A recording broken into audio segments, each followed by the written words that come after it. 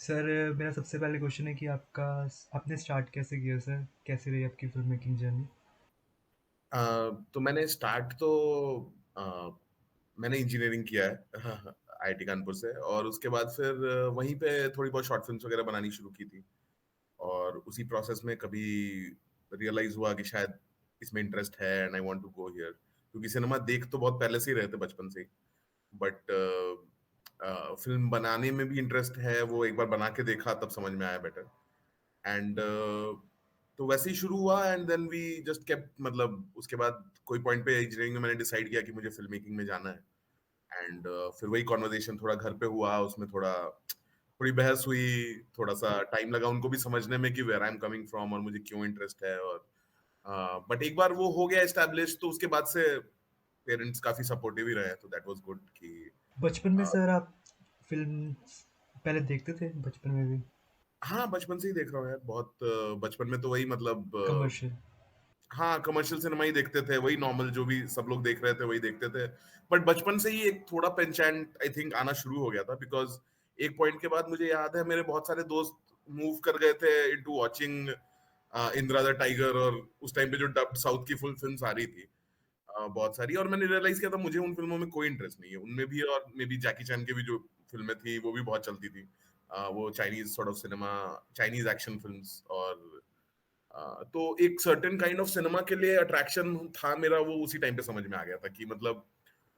ये सब फिल्में जो इतनी कमर्शियल फिल्में हैं वो मुझे नहीं अट्रैक्ट करती थी उतना में भी तो even in that commercial space जिसमें ही हम लोग देख रहे थे फिल्म उसमें भी एक सर्टेन काइंड ऑफ सिनेमा की तरफ ग्रेविटेशन था जो प्रकाश झा का सिनेमा हो या फिर रंग दे बसंती थी तो उस सॉर्ट ऑफ एक थोड़ा सोशली कॉन्शियस सिनेमा की तरफ अट्रैक्शन नेचुरली बचपन से ही शुरू हो गया था फिर सर मुंबई आए, फिर कैसे आपने अपना फर्स्ट ब्रेक कैसे काम ढूँढा? तो बॉम्बे तो मैं आया पहले तो मैंने फिल्म स्कूल यहाँ पर ज्वाइन किया बिस्लिंग वुड्स और वहीं पे मैं 2 साल था डिप्लोमा मैंने किया वहां से फ़िल्म और डायरेक्शन से ही कोर्स किया था? फिल्म डायरेक्शन में ही हाँ कोर्स किया था और वो डिप्लोमा में करते वक्त ही मैंने कुछ कुछ शॉर्ट फिल्म्स बनाई और वहाँ पे एक पीयर ग्रुप भी बन जाता है तुम फिल्म स्कूल में हो सारे लोग उसी चीज की तरफ काम कर रहे हैं तो वो था उसके बाद ब्रेक तो ऐसा कुछ इनिशियली तो मिला नहीं मतलब मैं इनिशियली तो असिस्ट कर रहा था कुछ एड्स वगैरह पे उसके बाद एक स्क्रिप्ट लिखी थी मैंने गामक मंदिर नाम था जिसका एंड वो सिलेक्ट हुई थी एनएफडीसी स्क्रीन राइटर्स लैब में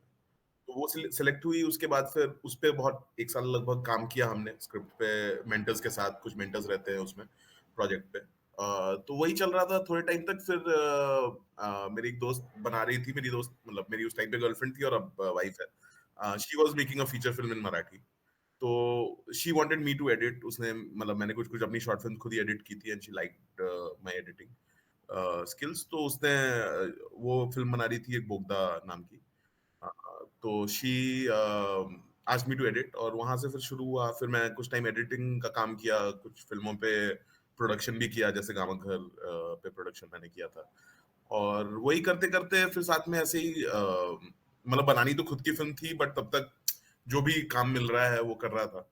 एंड फाइनली 2021 में फिर फाइनली चीजें वर्कआउट हुई एंड आपने आंचल मिश्रा से कब मिले सर? तो अचल से मैं 2018 में मिला था स्टार्टिंग में उस टाइम पे वो गामा घर प्लान कर रहा था तो उस टाइम पे हम लोग मिले और हमने बात बात की एंड मैंने उसको वही बोला कि you are making a film वहां पे मुझे भी दरभंगा में फिल्म बनानी है तो जो भी रोल में चाहिए कि मैं हेल्प कर सकता हूँ तो बताओ तो फिर वी डिसाइडेड कि मैं प्रोडक्शन हैंडल करूंगा तो वही फिर गामा घर के सेट पे था मैं दरभंगा में वहां पे प्रोडक्शन कर रहा था और फिर तब से हम लोग दोस्त ही हैं और फिर जब मैं बना रहा था तब ऑलरेडी अचल ऑन बोर्ड था as a producer even before the script was ready anything मतलब उन्होंने तो डून बनाई जिसमें आपने राइटिंग भी की है। हाँ हाँ तो धुई में मैं उस टाइम पे दरभंगा में था तो नहीं तो राइटिंग प्रोसेस तो दरभंगा में चल रहा था बट साइमल्टेनियसली हम लोग कॉल पे कॉन्स्टेंटली मैं अभिनव से और अचल से बात कर रहा था ऑन की क्या कर सकते हैं और अपने आइडियाज जो भी थ्रो इन कर सकता था ऑन अराउंड स्ट्रक्चर कैसे कर सकते हैं इस आइडिया को क्योंकि उस टाइम पे ऐसा था कि जो मेन दो कॉन्फ्लिक्ट्स थे वो तो वही थे कि फादर के साथ जो कॉन्फ्लिक्ट है एंड उसको जाना है एक्टिंग सिनेमा में करना। बॉम्बे जाना है वो करना है तो इन दो कॉन्फ्लिक्ट्स के अराउंड कैसे स्ट्रक्चर कर सकते हैं उसमें मैं हेल्प कर रहा था चल के तो हाँ वही था वहाँ पे आपने अभिनव झा से मिले। हाँ अभिनव से मैं मिला था गामक घर के सेट्स पे पहली बार फर्स्ट शेड्यूल के टाइम पे और तब से हमारी दोस्ती हो गई थी और हम लोग बहुत टाइम से साथ में काम करना चाह रहे थे और वही वेट कर रहे थे राइट अपॉर्चुनिटी का। एक और मैंने स्क्रिप्ट लिखी थी इससे पहले जिसमें मैं चाहता था वो करे लीड, बट वही सारे प्रोजेक्ट्स वर्क नहीं कर रहे थे। फिर फाइनली पोखर के दोनों पार जब मैंने लिखी तो आपने स्पेसिफिक उनके लिए लिखे थे? नहीं, उसके लिए नहीं लिखी थी इनिशियली, बिकॉज़ ऐसा था कि पोखर इनिशियली पार्ट होने वाली थी एक एंथोलॉजी का धुई के साथ। तो वैसा सीन था कि अब बिकॉज़ धुई में उसने ऑलरेडी प्रोटैगनिस्ट प्ले किया हुआ था, तो वो डिफिकल्टी लग रही थी कि हर फ़िल्म में वही तो नहीं हो सकता है। तो इनिशियली मैं दूसरे लोगों को देख रहा था पोखर के दोनों पार के लिए। बट वन्स वी रियलाइज़्ड कि नहीं फीचर फ़िल्म ही है, तो फिर तो मैंने तुरंत ही मतलब अभिनव को कॉल किया। हमने 1-2 बार थोड़ा बहुत डिस्कस किया स्क्रिप्ट पे एंड इसके बाद ही वाज़ ऑन बोर्ड। तो वही था। सर मैं पीछे देख रहा हूँ कि आपने पोस्टर लगाया स्टैनली क्यूब्रिक अ क्लॉकवर्क ऑरेंज का। तो राइट। अपनी फेवरेट फिल्म्स के बारे में बताइए सर, आप जितनी भी रेकमेंड करना चाहे, चाहे जितनी भी हो, एकदम। फेवरेट फिल्म्स के बारे में अगर बात करें तो यार मेरी one of the favourite films जिसने सबसे ज्यादा शेप किया आई थिंक मेरा पर्सपेक्टिव ऑन सिनेमा, वो तारकोव्स्की, अंद्रे तारकोव्स्की की फिल्म है स्टॉकर। उसने बहुत ज्यादा इन्फ्लुएंस किया है मुझे। उसके साथ हिचकॉक की वर्टिगो है, that is been a major influence. और साथ में फेलिनी की बहुत सारी फिल्में, इविट लॉनी है और एट एंड हाफ है। और कुब्रिक के सिनेमा ने मेरे फिल्म मेकिंग अप्रोच को कभी शेप नहीं किया है, बट मुझे बहुत पसंद है कुब्रिक का सिनेमा। मतलब it's almost perfect in what he does. But शायद वो परफेक्शन मैं अचीव भी नहीं करना चाहता हूँ, मतलब वो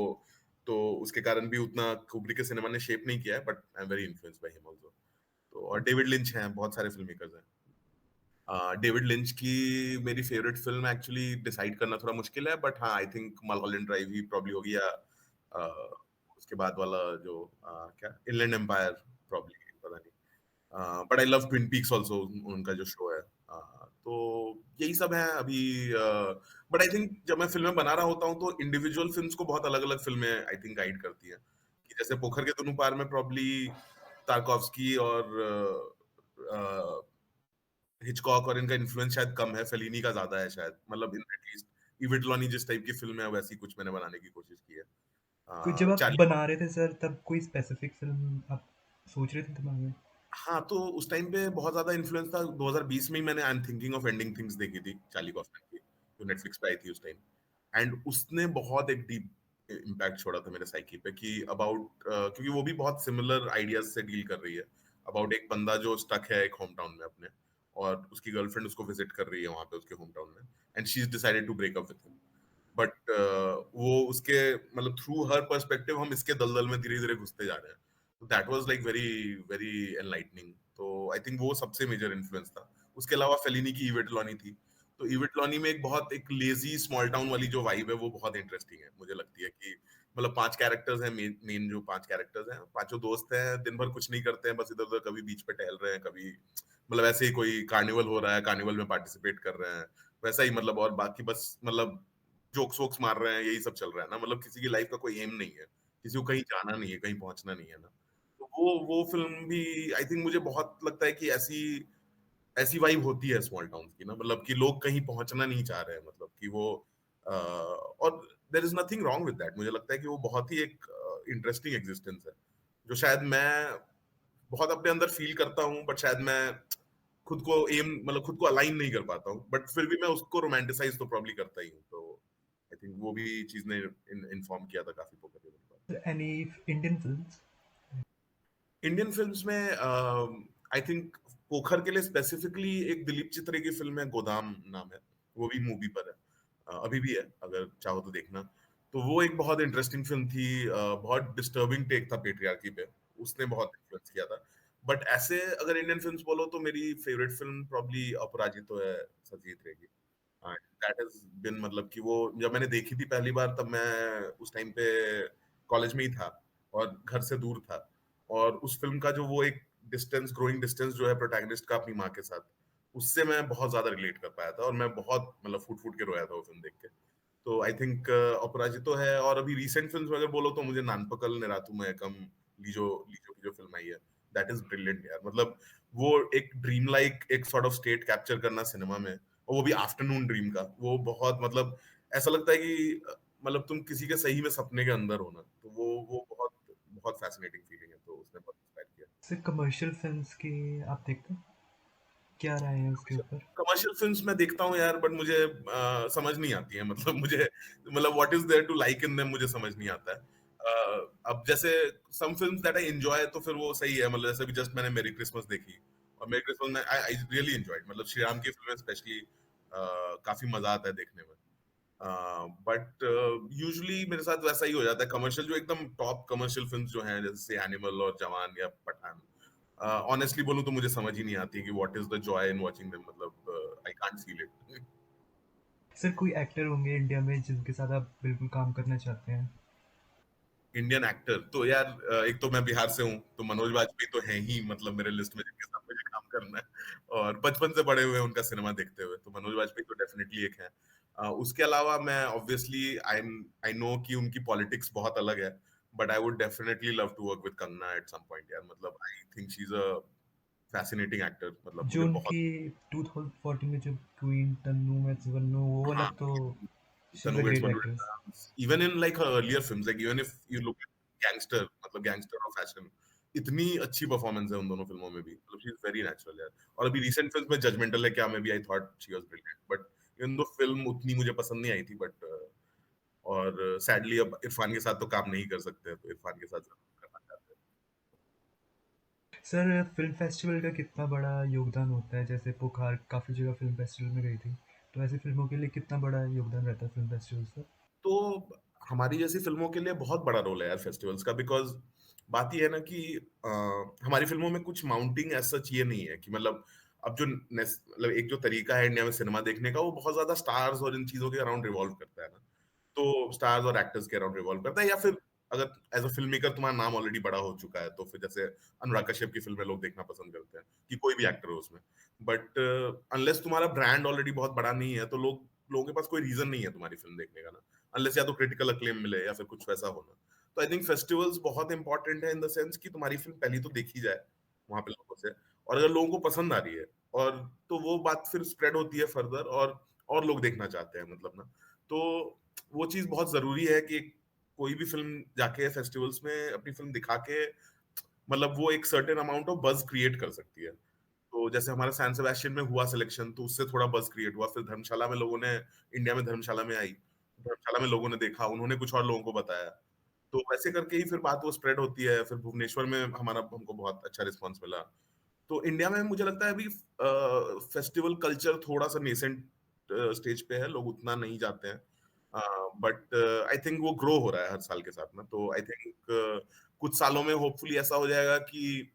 वो फेस्टिवल रन अगर इंडिया में आप एक अच्छा कर रहे हो, चार पांच अच्छे फेस्टिवल्स में प्ले कर रहे हो, तो आपको इनफ बज मिल जाएगा कि मे बी फिर रिलीज की भी कुछ बात की जा सके ना, बट अभी तो वो थोड़ा सा मुश्किल है। इंडिपेंडेंट फिल्म मेकर्स के साथ ऐसा हो जाता है कि आप फेस्टिवल में अपनी फिल्म दिखाते हो और फिर वहीं दिखा पाते हो, उसके बाद कोई उसको फाइनल ये नहीं मिलता है कि कहीं आ पाए और वहां पे लोग देख लें,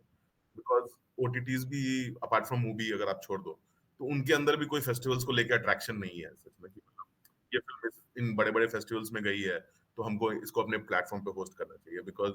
right from Netflix to everywhere, मतलब ना कि वो ऐसा ही है। तो नेटफ्लिक्स ने कह दिया कि वो बड़ी फिल्में दिखाएंगे. हाँ, मतलब नेटफ्लिक्स हमने तो सबको अप्रोच किया था यार, मतलब honestly speaking, Netflix, prime, ZEE5, सबको सबको हमने ईमेल किया था, आधे प्लेटफॉर्म्स का तो रिप्लाई भी नहीं आया था हमको, कि जबकि ऑलरेडी अनुराग अटैच्ड है, अचल अटैच्ड है, तो बहुत सैड था वो चीज कि मतलब लोग ऑलमोस्ट रिप्लाई करने में भी इंटरेस्टेड नहीं है ना कि हमारी फिल्मों को। और उसके बाद फिर फाइनली तीन चार प्लेटफॉर्म से रिस्पॉन्ड किया था, बट थोड़ी बात के बाद उनका भी वही था कि हमारा स्लेट फुल है, या फिर this not the sort of content we are looking for, और तो उसमें थैंकफुली मूवी वाज देयर कि जो एक्चुअली इंटरेस्टेड थे हमारे फिल्म में और दिखाना चाहते थे, तो उससे हमको बहुत हेल्प मिली, क्योंकि उसके बाद ही सारे रिव्यूज आए हैं और सारी ये ईयर एंडर लिस्ट में आई है, आज हम लोग पॉडकास्ट कर रहे हैं, तो ये सब सब हो पाया है ताकि क्योंकि मेरी फिल्म देखी गई है। तो ऐसे बहुत सारी अच्छी फिल्में, अच्छे फिल्म मेकर्स हैं जिन्होंने बहुत अच्छी फिल्में बनाई हैं, बट वो फिर देखी नहीं जा रही हैं, बाहर नहीं आ पा रही हैं, तो वो बहुत सैड है यार, क्योंकि आ, मतलब एक और फिल्म जो कमर्शियल फिल्म से मुझे ऐसा लगता है कि कुछ ज्यादा वेरिएशन नहीं होता है एक फिल्म से दूसरी फिल्म में, जबकि इंडिपेंडेंट में बहुत लोग बहुत ऑथेंटिक जगहों से आके बहुत ऑथेंटिक फिल्म्स बना रहे हैं, तो उनको जरूरी है कि, और मुझे ऐसा नहीं लगता है कि ऑडियंस तक अगर आप ये फिल्म लेके जाओ, एटलीस्ट कम से कम लोकल ऑडियंस तक, कि तो वो नहीं देखेंगे, कि अगर दरभंगा या बिहार में अगर हमारी फिल्म दिखाई जा रही है, झारखंड में दिखाई जा रही है, तो लोग नहीं देखेंगे ऐसा नहीं है, मतलब, और स्पेशली अगर कोई ओटीटी पर अवेलेबल है जहां पर आप एनीवे फ्री में देख सकते हो सकता है अगर हम 150 रुपए के टिकट रखे तो लोग ना जाए देखने के लिए, बट अगर फ्री में देखना अवेलेबल है और आपके पास ऑलरेडी सब्सक्रिप्शन है, तो आप क्यों नहीं देखोगे ये फ़िल्म? लेकिन ये बात ओटीटीज़ को समझाना फॉर सम रीज़न बहुत मुश्किल हो रहा है फ़िल्म मेकर्स के लिए कि पहले से लोग। सब आई थी ओटीटी, जब नेटफ्लिक्स आया था तब चेंज कुछ दिखा था ना, क्योंकि कौशिक मुखर्जी की हाँ, फ़िल्म हुई थी। लेकिन अब पूरा चेंज हो चुका है, क्योंकि थिएटर ऐसा हो गया था टाइम कि लोग थिएटर नहीं जा रहे थे और ओटीटी को लगा हुआ है कि लोग थिएटर नहीं जा रहे, अब सिर्फ़ नेटफ्लिक्स या प्राइम देखेंगे। तो हाँ, उन्हें हाँ। इसके करके कर वही सकते। तो उनकी जो इनिशियल जो टीम्स थी ना, वो भी शायद ज़्यादा रिस्क टेकिंग थी। अब जो फाइनली टीम्स जो नेटफ्लिक्स पर हैं या प्राइम पर हैं, वो मतलब I don't want to comment on what sort of people they are, but वही कि वो पता नहीं वो सिनेमा में इंटरेस्टेड लोग ही नहीं लगते हैं, मतलब ना कि वो बस एक एक सर्टेन कॉमर्स के पर्सपेक्टिव से एमबीए वाले लोग आ रहे हैं। तो मैं समझ रहा हूँ कि आपका कॉमर्स आपको गाइड कर रहा है, बट एट द एंड तो आपका भी फायदा है अगर सिनेमा कम में बनता है। आपको आज की डेट में एक्विजिशन के लिए इतने इतने पैसे देने पड़ रहे हैं फॉर फिल्म लाइक बवाल या फिर जो भी बड़ी बड़ी फिल्में जो आ रही है इन प्लेटफॉर्म्स पे। उसका आपके भी तो फेवर में है कि अगर सिनेमा का कॉस्ट कम हो। सिनेमा का कॉस्ट तो तभी कम होगा जब आप इंडिपेंडेंट सिनेमा को सपोर्ट करोगे। तो आई डोंट अंडरस्टैंड कि from what logic they are coming कि हमको इंडिपेंडेंट फिल्में चाहिए ही नहीं। क्योंकि अगर आप 10 इंडिपेंडेंट फिल्में ले रहे हो और से उसमें से एक भी अगर आपके लिए अच्छा बिजनेस कर दे रही है, तो at in the long run तो आपका ही फायदा होने वाला है। तो सर कोई फ़िल्म मेकर या कोई होगा जिन्होंने आपकी फ़िल्म्स एप्रिशिएट की हो? हुँ। कौन-कौन थे सर? अ, मेरी पोखर के दोनों पार तो हाँ, मतलब बहुत अभी तक जितने फ़िल्म मेकर्स ने देखी है, मतलब मेरी जिनसे बात हो पाई है, ऑब्वियसली वो लोग अटैच्ड भी हैं फ़िल्म पे। देवाशीष मखीजा हो गए या फिर श्रीराम राघवन हो गए। उनको काफ़ी पसंद आई थी, तो आई वाज़ वेरी हैप्पी कि मतलब क्योंकि इनका सिनेमा तो मैंने देखा है बहुत सालों से, तो वेरी हैप्पी कि उनको पसंद आई फ़िल्म। और अपने इंडिपेंडेंट सर्कल में भी हाँ, काफ़ी लोगों ने देखी है और उन्होंने भी पसंद किया है फ़िल्म को। तो दैट वाज़ गुड, मतलब अच्छा लगता है यार कि when these people are your heroes like ना, तो अच्छा लगता है कि उनको फ़िल्म पसंद आई। फॉर इंस्टेंस जैसे आमिस बहुत पसंद है फ़िल्म एंड भास्कर हज़ारिका ने देखी थी poker and he liked it. I was very happy कि उनको पसंद आई, तो अच्छा लगता है। सर अनुराग कश्यप को कैसे आपने ऑन बोर्ड किया? तो अनुराग सर को तो मैंने ईमेल किया था कि मुझे उस टाइम पर जब सैन सेबेस्टियन में सिलेक्शन हो गया था फ़िल्म का, तो उस टाइम पर मैं रैंडम ईमेल्स लोगों को भेज रहा था बिकॉज़ हमको क्विकली फंड्स चाहिए थे फ़िल्म खत्म करने के लिए। क्योंकि हमको भेजना था फाइनल आउटपुट सैन सेबेस्टियन। तो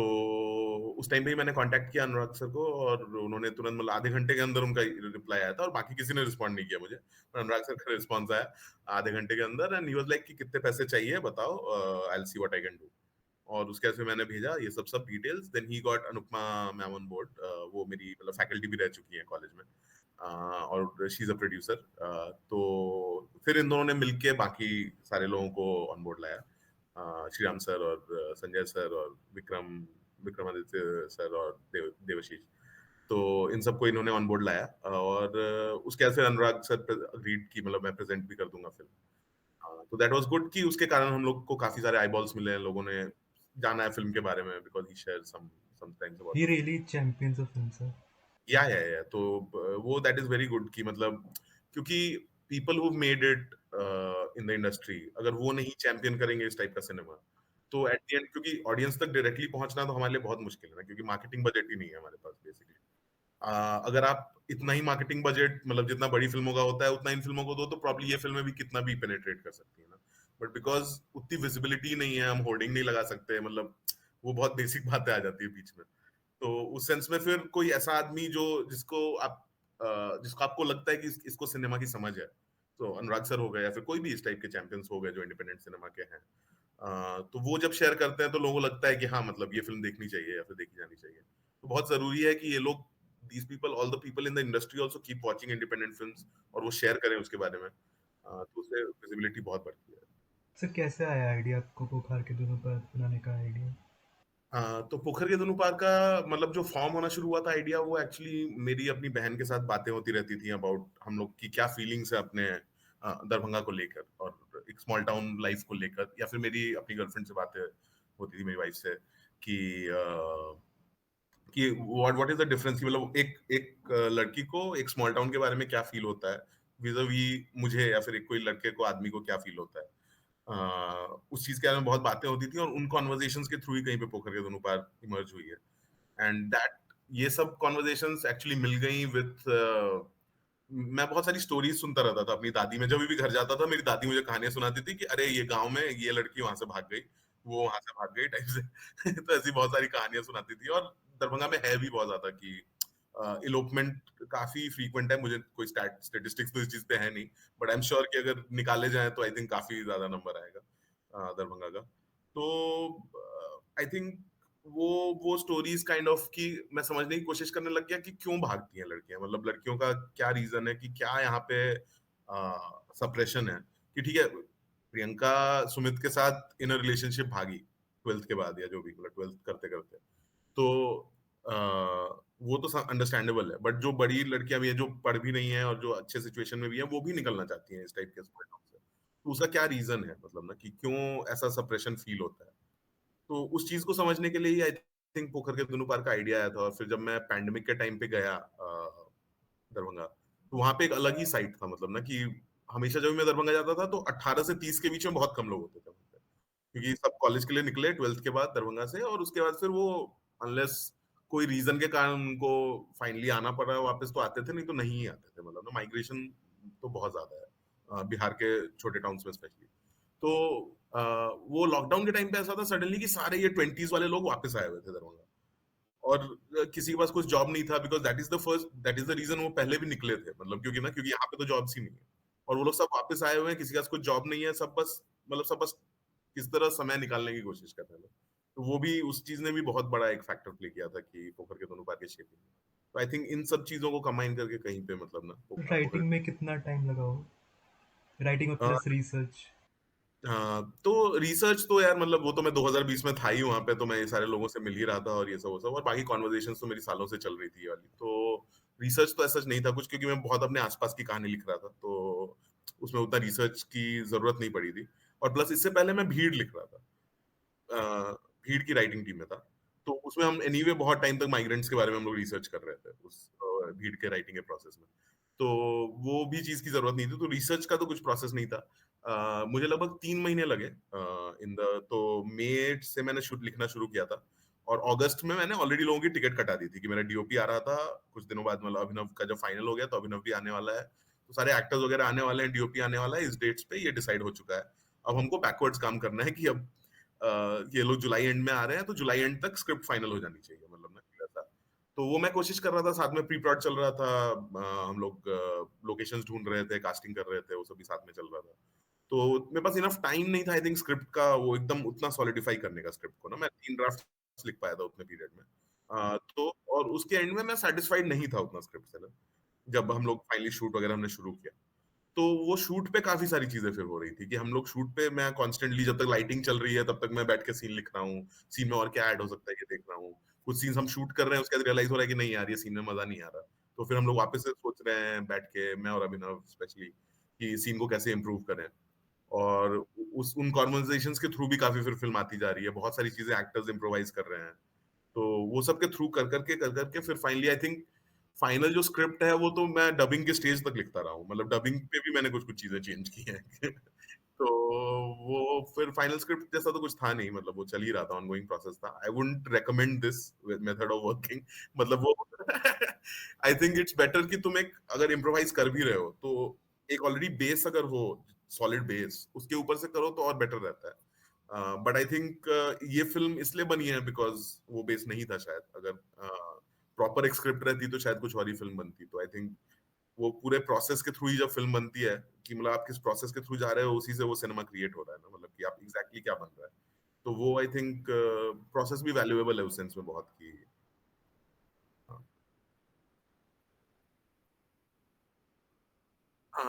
डिफिकल्टीज तो यार, क्योंकि देखो अब मैं स्क्रिप्ट लिख रहा था, मुझे पता था कि बहुत कम बजट में हमारी फिल्म बनने वाली है, बहुत कम बजट हमारे पास होने वाला है। तो मैं ऑलरेडी काफी कंस्ट्रेंट लिख रहा था स्क्रिप्ट को, कि जो सब डिफिकल्ट चॉइसेस हैं वो सब लेने ही ना पड़े ना, मतलब कि मुझे ऐसा नहीं था कोई भी पॉइंट पे कि इतने कम बजट की फिल्म है, बट मुझे दिखाना है कि इतने बजट की फिल्म है, मतलब ना कि प्रोडक्शन वैल्यूज बिगर हो जितना मेरा बजट है। आई डोंट मैं बिलीव नहीं करता हूँ उस फिलोसफी में। मतलब ठीक है, डेफिनेटली बहुत सारे फिल्म मेकर्स करते हैं कि तुम्हारा बजट बड़ा लग सके फिल्म का ना, बट आई डोंट थिंक कि वो नेसेसरी है। मतलब एज लॉन्ग एज तुम्हारी फिल्म पे तुम जो रिक्वायर्ड है, जो इमोशनली अगर सही स्पेस में है, तो मुझे लगता है कि तब बजट मैटर करना बंद कर जाता है एक पॉइंट के बाद, कि अगर इमोशनली तुम सही चीज कन्वे कर पा रहे हो तो मुझे नहीं लगता कि जरूरत है उस चीज की। तो वो प्रोडक्शन इश्यूज क्या होंगे वो मैंने एंटिसिपेट करके ऑलरेडी कम कर दिए थे। तो उसके बाद बहुत कम थे, मतलब एक बार जैसे हुआ था जो फ्लाईओवर वाला सीन है, एक रात में वो लोग ट्रैक्स के ऊपर खड़े हैं, ट्रैक्स के ऊपर फ्लाईओवर पे, तो वो वाला सीन जैसे था, तो उस सीन में मतलब हमको पहली रात जब हम लोग गए थे शूट करने के लिए तो वहां पुलिस आ गई थी, उन्होंने हमको भगा दिया था। फिर हम नेक्स्ट डे परमिशन वगैरह लेके गए थे क्योंकि हम लोग तो ऐसे ही शूट कर रहे थे। और कुछ थी जैसे लोकेशंस, अब एक यूनिवर्सिटी के अंदर एक सीन है पूरा, टेम्प स्टार्टिंग में जो प्रियंका जाती है बात करने के लिए अपने भैया से, घर के पास वाले भैया से, राघव भैया से, तो वो सीन यूनिवर्सिटी कैंपस के अंदर आता है। तो अब वो बहुत ज्यादा पैसे मांग रहे थे पर डे शूट करने के, तो हमने वो भी सीन गोरिल्ला ही शूट किया है। तो वैसा ही था कि मतलब, और कुछ कुछ सीन्स में क्राउड कंट्रोल में थोड़े इश्यूज हुए थे। फाइनल सीन में जो फाइनल सीन है फिल्म का, उसमें स्पेशली तो उस दिन पुलिस आई थी जो क्राउड कंट्रोल करने में हमारी हेल्प कर रही थी। तो ये सब थोड़े बहुत माइनर इश्यूज थे, बट आई थिंक अब हम लोग मानसून के टाइम पे शूट कर रहे थे, यूजुअली वो भी एक इशू बन जाता है। बट क्योंकि हमारा बाइफर्केटेड था ऑलरेडी कि ये सारे सीन्स बारिश के टाइम पे शूट करने हैं, ये सारे सीन्स ओवरकास्ट में शूट करने हैं, तो कोई ऐसा दिक्कत नहीं थी ना, मतलब कि हो रहा था टाइप से। कितने दिन लग गए सर पूरा शूट करने में, सिर्फ शूटिंग हाँ, पार्ट? 3 हफ्ते। हमने 7 अगस्त को शुरू किया था, 27 अगस्त को लास्ट हमने शूट किया था। उसके बाद फिर मैं कभी कभी जाके एक दो शॉट्स जो रैंडम, जिसमें कैरेक्टर्स नहीं है, बस स्पेस का शॉट लेना है, वो सब मैं अलग से जाके ले रहा था। और पूरी फिल्म बनने में कितना टाइम लगा था, एडिटिंग पूरी? पूरी फिल्म बनने में यार अगस्त में हमने शूट किया, फिर फाइनली अगले अगस्त फिल्म खत्म हुई थी, कंप्लीट हुई थी। हाँ, तो ऑलमोस्ट 1 ईयर। एडिट में काफी टाइम लग गया। आई थिंक कोई और अगर एडिटर होता तो शायद फास्टर होता प्रोसेस, बट बिकॉज नहीं था तो डायरेक्टर एडिट करने में एक्चुअली ये प्रॉब्लम हो जाती है कि अपने सेट पे कुछ कुछ बायसेस बन जाते हैं कि यार ये सीन अच्छे से नहीं हुआ है, या फिर ये इसमें ये प्रॉब्लम है टाइप से ना, तो उस बायस को लूज करने में थोड़ा सा टाइम लगता है वैसे।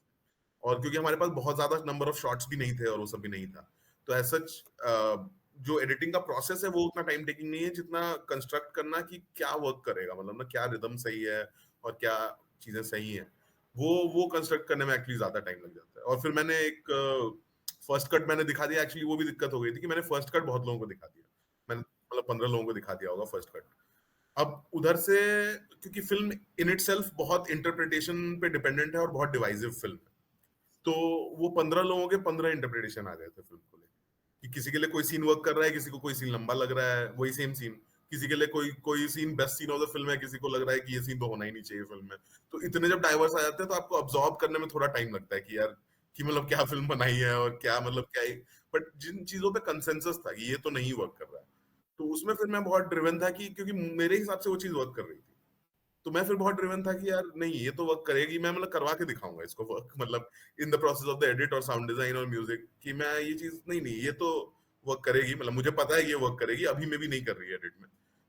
तो वो भी चीज रहती है। तो आई थिंक ये सब चीजें फिगर आउट करने में एडिट में बहुत टाइम लग गया। उसके बाद से तो फिर फास्ट ही था प्रोसेस, आई थिंक साथ में डीआई चल रहा था, साउंड चल रहा था, म्यूजिक चल रहा था। तो हाँ, उसके बाद तो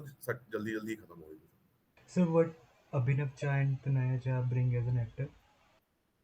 सो अभिनव तो बहुत ज्यादा चीज, मतलब अभिनव का ऐसा है कि वो बहुत ही थिंकिंग एक्टर है, तो वो कॉन्स्टेंटली थॉट देता है कि वो कैरेक्टर पे काम करता रहे, और मतलब वो कॉन्स्टेंटली सोचता रहे कैरेक्टर, नॉट जस्ट कैरेक्टर के बारे में बट सीन के बारे में भी, how can the scene be improved, उस पर भी बहुत वो थॉट देता है। तो वो बहुत वैल्यूएबल चीज है। और बाकी हम लोग का, बाकी अभिनव की, मतलब हम लोग का अंडरस्टैंडिंग ऑफ सुमित बहुत अलाइन था टाइप से ना, कि हम लोग को दोनों को चाहिए था कि सुमित थोड़ा बाहर, मतलब मैस्कुलिनिटी उसके लिए एक प्रेशर बन जाए ऑलमोस्ट ना, कि मैस्कुलिनिटी बस ये नहीं है कि वो है एक मैस्कुलिन कैरेक्टर, कि हम लोग देखना चाहते थे कि मैस्कुलिनिटी कैसे हर इंसान के लिए एक प्रेशर है। मतलब even though Sumit would be classified as a very masculine character, but उसके लिए भी मैस्कुलिनिटी एक प्रेशर है जिसे वो डील कर रहा है कॉन्स्टेंटली ना, कि अब कोई उसको कुछ बोल रहा है जो उसकी मैस्कुलिनिटी को चैलेंज कर रहा है, तो he wants to stand up to that challenge, मतलब वो चीज ना। बट जब वो घर पे आ रहा है तो he is just as fragile, मतलब कि, तो ये वाली चीज में हमारी बहुत अलाइनमेंट थी। और मतलब बहुत जगहों पे हमको ये भी कहा गया कि मतलब एडिट वाले स्टेज पे भी, या फिर बाद में तो फिल्म खत्म होने के बाद तो नहीं हुआ है ये कॉन्वर्सेशन, बट एडिट वाले स्टेज पे हमको कुछ लोगों ने ये भी कहा कि अ, ये आदमी इतना मैस्कुलिन, ये रो क्यों रहा है अपनी गर्लफ्रेंड के पास, ये चुप क्यों हो जा रहा है। बट वो हमारे लिए कॉन्स्टेंटली वही डायनेमिक था कि हम एक ऑलमोस्ट एक मदर सन सॉर्ट ऑफ एक रिलेशनशिप ही देख रहे थे उनके बीच में।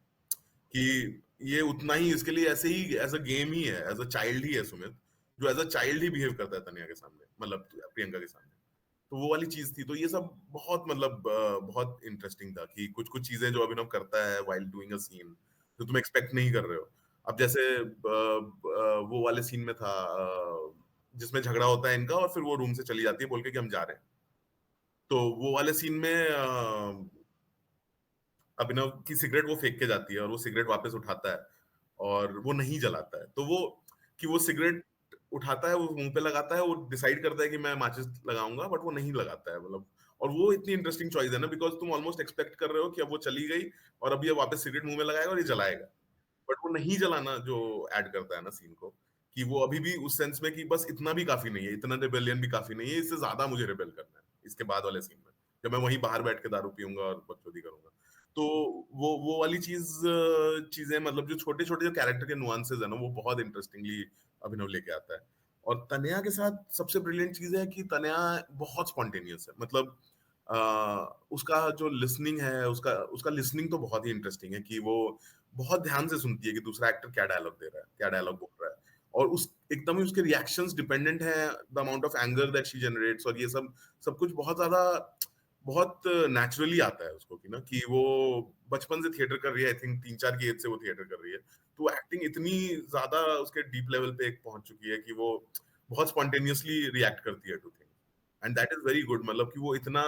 लाइफ लाइक बना देता है ना कैरेक्टर को भी और फिल्म को भी, कि क्योंकि इतने नेचुरल रिएक्शंस मिल रहे हैं तुमको। तो वो बहुत ही इंटरेस्टिंग था, इवन दो क्योंकि प्रियंका तनिया जैसी नहीं है, तनिया बहुत ही डिफरेंट है प्रियंका जैसा कैरेक्टर है उससे, बट फिर भी इतना नेचुरलिज्म लेके आ जाना उस कैरेक्टर में, वो बहुत ही इंटरेस्टिंग था। तो ये थे, और बाकी बाकी भी एक्टर्स सारे, मतलब धीरज जिसने निहाल प्ले किया है, मतलब बहुत मजा आया मुझे सारे एक्टर्स के साथ काम करके। ये फिल्म एक्टर ड्रिवन ज़्यादा, मैं कहूँगा कि ज़्यादा हाँ एक्टर पे बहुत बेस्ड है फिल्म। हाँ हाँ, बिल्कुल बिल्कुल, तो वो बहुत ही ज्यादा वो कॉल था ना, क्योंकि हमारे पास ऐसा था कि रिसोर्सेज बहुत कम है, तो एट द एंड अब जैसे मुझे कुछ थ्रू अ सर्टेन मिजॉन सीन कुछ इवोक करना है, तो वो मुझे पता था कि शायद नहीं हो पाए, शायद हम लोग नहीं एग्जीक्यूट कर पाए, क्योंकि कैमरा मतलब हमारे पास जो वो भी था, गिम्बल भी जो था, उस पे एक सर्टेन काइंड ऑफ मूवमेंट ही ठीक रहता है, तो हमने थोड़े और कॉम्प्लिकेटेड मूवमेंट्स किए हैं उस गिम्बल पे, बट वो फिर उसमें ज्यादा शेक मिलता है, तो वो जो एक इवननेस जो चाहिए ना, वो नहीं मिल पाती है उस पर। तो एट द एंड हमको पता था कि हमारे रिसोर्सेज बजट बहुत लिमिटेड है, सिनेमाटोग्राफी में हम लोग बहुत लिमिटेड रहेंगे, रिसोर्सेज में प्रोडक्शन डिजाइन में हमारा बहुत लिमिटेशन रहेगा, तो work on the performances, work on the actors, कि उसमें हम लोग क्या निकाल पाते हैं ना, कि राइटिंग पे काम करते हैं, सीन कंस्ट्रक्शन पे काम करते हैं, तो उसी चीज के थ्रू बहुत ज्यादा फिल्म बनी है। सर आप अवेयर तो होंगे कि काफ़ी पसंद आ रही है, सबके टॉप 10 लिस्ट पे तो है ही है बुखार के दिन, तो कैसा लग रहा है सर आपको? सही लग रहा है, अच्छा लग रहा है, मतलब मैं थोड़ा सा पजल्ड भी हूँ, मतलब मैं भी समझना चाहूंगा कि इतनी क्यों पसंद आ रही है लोगों को फिल्म। बट हाँ, अच्छा है यार, अच्छा लगता है कि मतलब लोग अप्रिशिएट कर रहे हैं। तो पहली बात की एक इंडिपेंडेंट फिल्म होके इतने सारे बड़े बड़े मतलब फिल्म का मैंने इनकी टॉप 5 हिंदी फिल्म में आ जाना, मतलब इतनी बड़ी बड़ी फिल्में हैं जवान और रॉकी और रानी के साथ, तो वो सब तो बहुत बहुत अच्छा है यार, कि मतलब क्रिटिक्स इतना अप्रिशिएट कर रहे हैं फिल्म को, कि दे वांट कि लोग देखें और ज्यादा इस फिल्म को, तो वो चीज बहुत अच्छी है यार, कि और ये सपोर्ट की जरूरत है इंडिपेंडेंट सिनेमा को ना, क्योंकि हमारे पास कोई मार्केटिंग बजट्स नहीं है, हम आपको आपके आईबॉल्स तक नहीं पहुंच सकते हैं अनलेस द क्रिटिक्स और the festivals want you to watch our film ना, तो वो हम लोग बहुत डिपेंडेंट है इस चीज पे, तो उसमें मुझे बहुत खुशी है कि मतलब इतने सारे क्रिटिक्स को पसंद आई है एंड इतने सारे लिस्ट में फीचर की है। सर अगर कोई अभी स्टार्ट करना चाहता है फिल्म डायरेक्शन, तो उनको एडवाइस क्या देना चाहेंगे आप? अ, तो यार मतलब कि मिस्टेक्स करो, मतलब मेरे हिसाब से ना, कि मिस्टेक्स के थ्रू ही सिनेमा सीखोगे, बट वो सीखने के लिए ना सबसे इंपॉर्टेंट चीज है कि फिल्में बनाओ। I think as long as अगर तुम एक सर्टेन नंबर ऑफ फिल्में या फिर जो सब चीजें तुम ट्राई करोगे फिल्मों में ना, वो तुमको समझ में आने लग जाएंगी, इवन दो मे बी वो फिल्म खराब बनती है, बट आई थिंक उसका एक पर्सपेक्टिव डेवलप हो जाएगा कि अच्छा आ, ये मैं अचीव करने की कोशिश की, और इससे मैं कितना आगे या कितना मतलब कितना मैं नहीं पहुंच पाया उस चीज तक ना, तो वो जब तुम करने लगोगे, क्योंकि दिमाग में तो सब लगता है कि ये हो जाएगा टाइप से ना, कि मैं जब बनाऊंगा तो फिर तो अरे मैं जब बनाऊंगा तब तो क्या फिल्म बनेगी टाइप। होता है सर सभी के साथ। बट वही वो प्रैक्टिस के थ्रू ही फिर होता है ना, कि वो तुम रियलाइज करते जाते हो कि अच्छा क्या डेफिशिएंसीज रह रही हैं, कि ये आइडिया तो मैं श्योर हूँ कि आइडिया सॉर्टेड है, आइडिया में प्रॉब्लम नहीं है, बट इस आइडिया को कन्वे करने में क्या डिफिकल्टी आ रही है, मेरा आइडिया कन्वे क्यों नहीं हो पा रहा है, तो वो चीज़ पे अगर काम करते रहोगे तो वो बहुत इंपॉर्टेंट चीज़ है कि बनाते रहना बहुत इंपॉर्टेंट है। और दूसरी चीज़ है कि मेरे हिसाब से ये मतलब ये तो ज़रूरी नहीं है, बहुत लोग का डिफरेंट पर्सपेक्टिव है इस चीज़ पे। बट मेरे हिसाब से सिनेमा पर्सनल होना चाहिए यार। मतलब मेरे हिसाब से नॉट राइटिंग अबाउट चीज़ें जिनको जिनके बारे में तुमको मतलब बहुत लोग करते हैं एंड इट्स ग्रेट आल्सो मतलब कि लाइक देवाशीष की फ़िल्म ले लेते हैं जोरम की he comes from a very different school की जो मार्जिनलाइज्ड हैं, जिनके बारे में कहानियाँ नहीं कही जा रही हैं, जिनसे मैं अफेक्टेड हूँ, उनकी मैं कहानियाँ बताऊँ। एंड दैट इज ग्रेट मतलब मैं भी अग्री करता हूँ इस बात से कि ये होना ही चाहिए बट मैं बिलीव करता हूँ कि सिनेमा पहले मैं खुद की बात तो कर लूँ मतलब कि मैं पहले वो तो एक्सप्रेस कर लूँ जो मेरे आसपास है क्योंकि मेरे आसपास वाली चीज तो कोई भी नहीं एक्सप्रेस कर रहा है मतलब एक ऑर्डिनरी लोगों की लाइफ के बारे में तो कोई सिनेमा ही नहीं बना रहा है मतलब कुछ एक एक्स्ट्रॉर्डनरी होना पड़ेगा कुछ क्राइम होना पड़ेगा कुछ समझ रहे हो कि मतलब इतनी एक्स्ट्रॉर्डनरी तुम्हारी लाइफ होनी पड़ेगी मनोज शर्मा होना पड़ेगा तुमको कि तुम्हारी इतनी मतलब रैग्स टू रिचेस हो जाती है ना तो उनके बारे में सिनेमा बन रहा है बट उनके बारे में नहीं बन रहा जो मे बी नॉर्मल जिसने पीपल, डे टू हाँ डे मतलब लाइफ जिसने 2 वाले। साल यूपीएससी का एग्जाम दिया वो फेल हो गया फिर वो वापस घर आ गया अब वो घर पे अपनी दुकान चलाता है उस आदमी के बारे में क्यों नहीं सिनेमा बन रहा है ना तो मैं बिलीव करता हूँ कि वैसे लोगों के बारे में भी सिनेमा बहुत ज्यादा क्रिएट किया जाना चाहिए जो एक ऑर्डिनरी लाइफ जी रहे हैं ना मतलब क्योंकि at the end most of us हम लोग ऑर्डिनरी लाइफ ही जी रहे हैं मतलब ना कि हम लोग कुछ एक्स्ट्रॉर्डिनरी नहीं कर रहे हैं और कुछ एक्स्ट्रॉर्डिनरी हम लोग शायद कभी कर भी नहीं पाएंगे बट फिर भी हम हमेशा वो एक्स्ट्राऑर्डिनरीनेस के पीछे क्यों भाग रहे हैं मतलब ना कि आई नो कि इस टाइप का एक सिनेमा और आर्ट और लिटरेचर में इस टाइप का बहुत ज्यादा क्रिएट ऑलरेडी किया गया है बट मैं उस हेजमनी को फाइट करने की कोशिश कर रहा हूँ कि सिनेमा जो आदमी वॉर लड़ रहा है उसके बारे में क्यों है जो बस वहां पे वॉर में फंसा हुआ है उसके बारे में क्यों नहीं है मतलब तो वही सर आप अभी कोई फ्यूचर प्रोजेक्ट पे काम कर रहे हैं अभी? हाँ अभी मैं एक वेब सीरीज लिख रहा हूँ तो उसका काम चल रहा है प्रोडक्शन हाउस के लिए तो वो बॉम्बे में ही सेट है क्राइम ड्रामा है तो तो वही लिख रहा हूँ और देखते हैं वो आ जाता है सर अगर आपको किसी ने अगर आपको अप्रोच करना हो, अगर आपके अंदर असिस्ट करना हो, तो वो कैसे आपको अप्रोच करे? अम, जैसे भी मतलब इंस्टाग्राम पे मैसेज कर दो या फिर इंस्टाग्राम पे मैं थोड़ा एक्टिव रहता हूँ तो वहां पे मैसेज कर दो एंड अभी तो मैं कुछ बना नहीं रहा हूँ डायरेक्ट नहीं कर रहा हूँ बट हाँ जब भी मैं फ्यूचर में जब करने जा रहा हूँ तो उस टाइम पे I go through your whatever मतलब कि अपना अगर कोई फिल्म बनाई है तो वो भेज दो और हाँ मतलब यही है जनरली टच में रहो बस वही है